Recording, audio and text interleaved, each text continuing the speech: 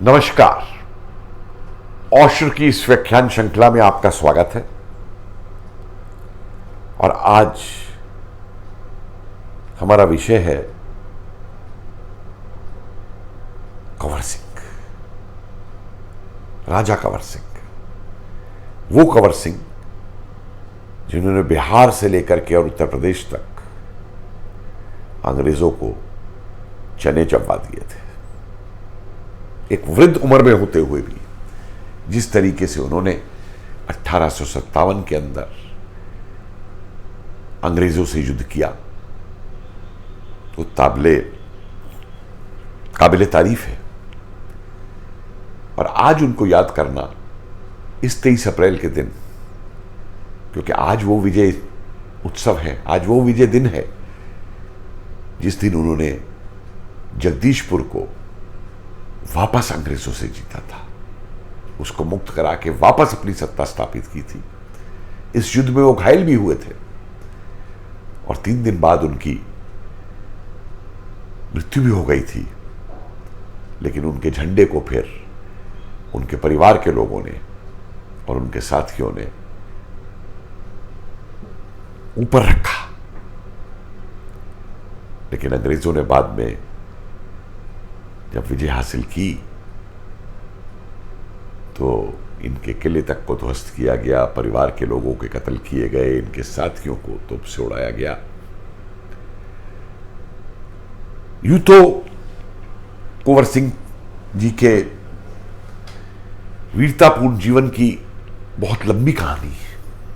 दुर्भाग्यवश इस पूरी कहानी को हमारे इतिहास की किताबों में नहीं बताया जाता। और एक सबसे महत्वपूर्ण बात जो है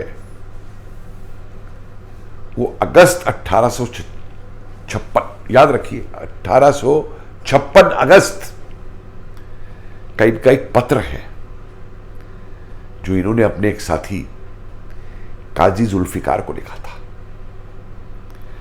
कैथी भाषा में लिखा गया ये पत्र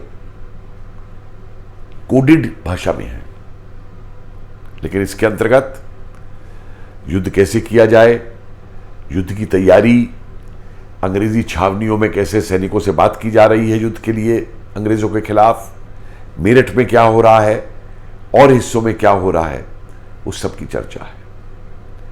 और यह पत्र इस बात का सबसे बड़ा प्रमाण है जिसको मैंने बार बार यह कहा है कि 1857 की क्रांति की जो तैयारी है वो पिछले कई वर्षों से चल रही थी। इसमें बैजाबाई ग्वालियर की, रानी झांसी, नाना साहब, अजीमुल्ला, बांदा का नवाब, मानिक राम दीवान आसाम से, वो सारे इसमें शामिल थे। और ये पत्र उस झूठे प्रचार को दूर करता है जो हमारी इतिहास की किताबों में किया गया कि 1857 तो सिर्फ एक सिपाही उन्हें क्रांति कर दी थी, वो चर्बी के कारतूसों को लेकर। ठीक है, उसकी एक अपनी महत्ता थी, वो भी एक तत्कालिक कारण बना इसके अंदर। लेकिन ये एक ऐसा संग्राम था जो अंग्रेजी सत्ता को भारत में नष्ट करने के लिए एक लंबी अवधि से प्लान किया जा रहा था। इसीलिए इसमें रोटी, कमल, पेड़ की खाल छीलना, वो पत्र जो एक एक रात में 200-200 किलोमीटर चलते थे, गांव के चौकीदारों का रोल इनको फैलाने में संदेश को, और अंग्रेजों को यह पता तक नहीं लगना कि देश में क्या हो रहा है। ये आम जनता का था, यह आम जनता का विद्रोह था कि जिस तरीके से आम जनता अपने को इसके लिए तैयार कर रही थी। रोटी के मतलब से अपने खाने की चीजें संभाल के रखो। कमल छावनियों के लिए था कि एक कमल में 27 पंखुड़ियां होती हैं, 27 से 30, तो वो अंग्रेजी छावनियों में था क्योंकि अंग्रेजी प्लाटून में 27 से 30 लोग होते थे कि आप सबको विद्रोह करना है। पेड़ की खाल छीलना, देश के गांव गांव में लोगों को यह बताना था कि जिस तरीके से पेड़ की खाल छीलने से पेड़ मर जाता है, उस तरीके से अंग्रेज भारत को छील रहे हैं। भारत को लूट रहे हैं, भारत को मार रहे हैं। और फिर गुप्त पत्र पेशावर से लेकर के और नीचे तक उन पत्रों का आवागमन एक पूरी निश्चित योजना को तय करता है। और अलग अलग तारीखें देखिए, कंवर सिंह जो है वो जुलाई 57 में आते हैं मैदान के अंदर, जबकि अंग्रेज विरोधी तो 1844-45 से रहे कि कहीं पे 10 मई, कहीं पे 30 मई, कहीं पे 10 जून। ये तारीखें जो तय की गई थी एक सामरिक दृष्टि से तय की गई थी, एक ऐसे मौसम में तय की गई थी जिस मौसम में गर्मी के अंग्रेज लड़ नहीं सकता, और उसके बाद बारिश का मौसम जबकि सप्लाई बंद हो जाएगी उनकी। 2-3 बातें मैं इसमें बताना चाहता हूं जो सामरिक दृष्टि से बहुत महत्वपूर्ण है, और आम आदमी ने कैसे योगदान दिया, कैसा समर्थन दिया कंवर सिंह जी को, वो उससे सामने निकल के आता है। जब कंवर सिंह ने झंडा उठाया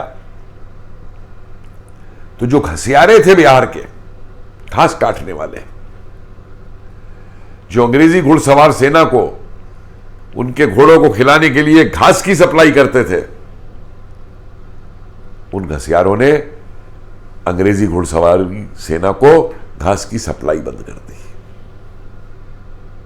देखने में बड़ी छोटी सी बात लगती है, लेकिन आप समझ सकते हैं कि युद्ध के दौरान उन घोड़ों की घास की सप्लाई बंद होने का कितना बड़ा महत्व है। ये बायकॉट किया अंग्रेजों का बिहार के घसियारों ने। हम तो इस देश में बायकॉट का हर श्रेय गांधी को दे देते हैं ना, कि गांधी ने बायकॉट सिखाया। अंग्रेजों का बायकॉट करना तो इन घसियारों ने सिखाया कि कैसे अंग्रेजों का बायकॉट किया जाता है। एक और घटना मुझे याद आती है कि कुंवर सिंह जब आजमगढ़ की तरफ बढ़े, उत्तर प्रदेश के अंदर, यूनाइटेड प्रोविंसेस उस समय बोलते थे अंग्रेज लोग उसको, तो रास्ते में एक गांव पड़ता है अजमतगढ़। उस गांव में 2 हलवाई थे भाई, सोनू और भीकू, सॉरी सुक्खू और भीकू, सुक्खू और भीकू। जब कंवर सिंह की सेना गांव की तरफ आ रही थी तो उनका स्वागत करने के लिए और खातिरदारी करने के लिए इन दोनों भाइयों ने जितनी शक्कर इनके पास थी वो सारी शक्कर कुएं के पानी में मिला दी, जिससे उन्हें मीठा पानी पीने को मिल सके।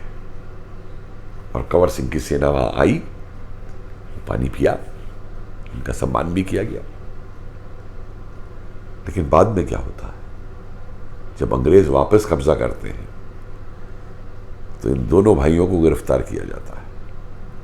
और गिरफ्तार ही नहीं किया जाता, इन दोनों को अंडमान भेज दिया जाता है, देश निकाल दे करके, जहां पे इन दोनों भाइयों की मृत्यु हुई। आज भी अजमतगढ़ में इनके परिवार के लोग मौजूद हैं। ये सारा रिकॉर्ड होने के बावजूद भी सुक्खू और भिक्कू को स्वतंत्रता सेनानी डिक्लेयर नहीं किया गया।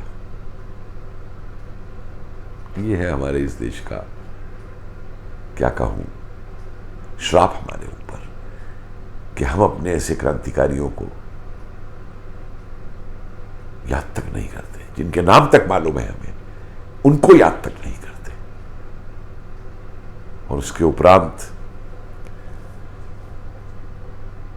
कंवर सिंह 1857 के उन नेताओं में थे जिन्हों के अंत तक, आप समझिए लगभग 1 साल तक, 1858 अप्रैल तक अंग्रेजों से युद्ध किया। और किस तरीके से उन्होंने लामबंद किया सिपाहियों को, लोगों को, किस प्रकार उन्होंने सहायता दी नाना साहब को, अवध की बेगम को, ताल्लुकदारों को अवध के जो अंग्रेजों से लड़ रहे थे, वो भी अपने आप में एक बहुत महत्वपूर्ण कहानी है। तो मैं समझता हूं कि हमारी आज की युवा पीढ़ी जहां हमारे इतने और महान नेताओं को याद करती है, एक फूल आज कम से कम